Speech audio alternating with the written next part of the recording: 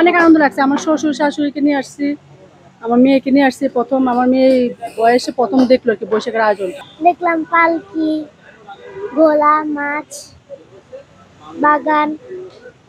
কেমন লাগছে তোমাদের? ভালো। জাতীয় পশু বাঘ, ইলিশ, পালকি এবং শান্তির প্রতীক পায়রা থাকছে। আর তাছাড়া আমাদের হচ্ছে মুখোশ থাকছে, পেঁচা এবং মুঘল আমলের আমরা কিছু মুখোশ দেখতে পারবো এবার নতুন করে। অলমোস্ট 50%-এর বেশি, 60% আমাদের কাজ শেষ হয়ে গেছে, আর অল্প কিছু কাজ আছে। আমাদের বৈশাখের আগে আমাদের বাকি কাজগুলো শেষ হয়ে যাবে আশা করছি। হচ্ছে আমাদের সম্রাট আকবর, ওনার আমল থেকে হচ্ছে বাংলা সনটা লিপিবদ্ধ হয় এবং উনি হচ্ছে বাংলার সংস্কৃতিটাকে তুলে ধরার জন্য উনি র্যালি শুরু করেন। বাঙালির প্রাণের উৎসব পহেলা বৈশাখ। ঢাকা বিশ্ববিদ্যালয়ের চারুকলা অনুষদে চলছে পহেলা বৈশাখের শেষ প্রস্তুতি। আমরা দেখে আসি কি চলছে চারুকলা অনুষদে। আসলে এখানে তো অনেক বছর পরে বৈশাখ হচ্ছে, তো বৈশাখ কিছু আয়োজন দেখার জন্য আমরা এখানে আসছি। তো যা যা দেখলাম, নতুন করে অনেক কিছুই দেখলাম। যে ইলিশ মাছ নতুন, এই যে একটা ভাস্কর্য দেখলাম, তারপরে আপনার এই যে দোয়েল পাখি মনে হয় কি জানি না আমি, এটা ইলিশ মাছ, যে পালকি আগে চলতো, পালকি উঠে গেছিল, সে পালকি আবার নতুন করে আসছে বাংলার বৈশাখ শুভ নববর্ষের জন্য। ভালোই লাগলো। হ্যাঁ, এটা পালকি। দেখেছেন কখনো? হ্যাঁ, এটা অনেক ছোটবেলা আমরা দেখছিলাম, যখন অনেক গ্রামে রিক্সা বা গাড়িগুলো চলাফল হতো না, তখন এই পালকি করে বনিয়ে যেত। তো এই পালকি দেখার জন্য আমরা ছোটবেলা অনেক ছোটাছুটি করছি। এখন বড় হওয়ার পর এটা দেখা যাচ্ছে না, এখন অনেক গাড়ি করে হয়ে যাচ্ছে। তো এই পালকি দেখে খুব আনন্দ লাগে। এখান থেকে আমরা ছবি তুললাম।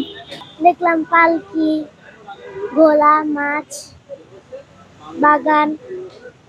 কেমন লাগছে তোমাদের? ভালো।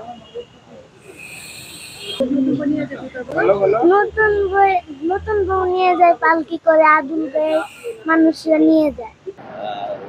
র্যালির জন্য মাছ আছে, কিছু মাছ আছে, 250 মাছ র্যালির জন্য করে নিলাম।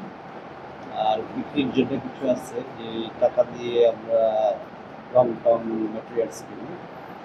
আর বড় কিছু স্ট্রাকচার করা হয়েছে, মাছ, পাখি, বাঘ এগুলি। তো আমাদের অলমোস্ট শেষ হয়ে যাচ্ছে, এবার সবচেয়ে আগে আমাদের কাজগুলি শেষ হচ্ছে। এবার মঙ্গল শোভাযাত্রায় আমাদের হচ্ছে জাতীয় পশু বাঘ, ইলিশ, পালকি এবং শান্তির প্রতীক পায়রা থাকছে। আর তাছাড়া আমাদের হচ্ছে মুখোশ থাকছে, পেঁচা এবং মুঘল আমলের আমরা কিছু মুখোশ দেখতে পারবো এবার নতুন করে।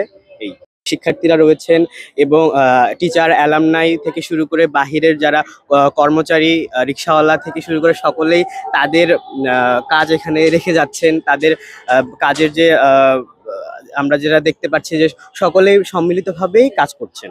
আর খুব আনন্দঘন পরিবেশে, উচ্ছ্বসিত পরিবেশে এবারের কাজগুলো হচ্ছে। আশা করা যায় অনেক ভালোভাবে আমরা শেষ করতে পারবো। ঢাকা বিশ্ববিদ্যালয়ের যে ফ্যাকাল্টি অফ ফাইন আর্টসের আমাদের মঙ্গল শোভাযাত্রা থাকছে, তাদের সাথে সাথে আমাদের হচ্ছে ক্ষুদ্র নৃতাত্ত্বিক যে গোষ্ঠী, তারা 30টা গোষ্ঠী আমাদের সাথে সংযুক্ত থাকছে। অলমোস্ট 50%-এর বেশি, 60% আমাদের কাজ শেষ হয়ে গেছে, আর অল্প কিছু কাজ আছে। আমাদের বৈশাখের আগে আমাদের বাকি কাজগুলো শেষ হয়ে যাবে আশা করছি। শিক্ষার্থী বলতে তো আসলে শিক্ষার্থী সবাই থাকছে। হ্যাঁ, আমাদের ফার্স্ট ইয়ার থেকে মাস্টার পর্যন্ত সব শিক্ষার্থীরা এখানে অংশগ্রহণ করে। শিক্ষকরা থাকছেন, ছাত্রছাত্রী থাকছে, এবং অ্যালুমনাই যারা প্রাক্তন শিক্ষক শিক্ষার্থী, এবং তারাও আমাদের সাথে কাজ করে। তো আমরা সবার একটা প্রচেষ্টা দিয়ে আমাদের বৈশাখের যে শোভাযাত্রা, যেটা নববর্ষকে স্বাগত জানানো হয়, এবং সবাই স্বতঃস্ফূর্তভাবে কাজ করছে। এই পথটা হচ্ছে বেহুলা লক্ষিন্দর গল্পটা আমি আমার মতো করে করছি। এটা হচ্ছে 20 ফিট। তারপর হচ্ছে গাজীর পট। গাজীর পট হচ্ছে এই গাজীর পটে হচ্ছে একটা নানা রকম গল্প আমাদের আছে, যেটা আমাদের পুরোটা হচ্ছে আমার বাংলার, আমার বাংলাদেশের। এই গাজীর পটটাও আমি করছি। তারপর হচ্ছে আমাদের সম্রাট আকবর, ওনার আমল থেকে হচ্ছে বাংলা সনটা লিপিবদ্ধ হয় এবং উনি হচ্ছে বাংলার সংস্কৃতিটাকে তুলে ধরার জন্য উনি র্যালি শুরু করেন এবং নানান রকম লোকজ উপাদান দিয়ে।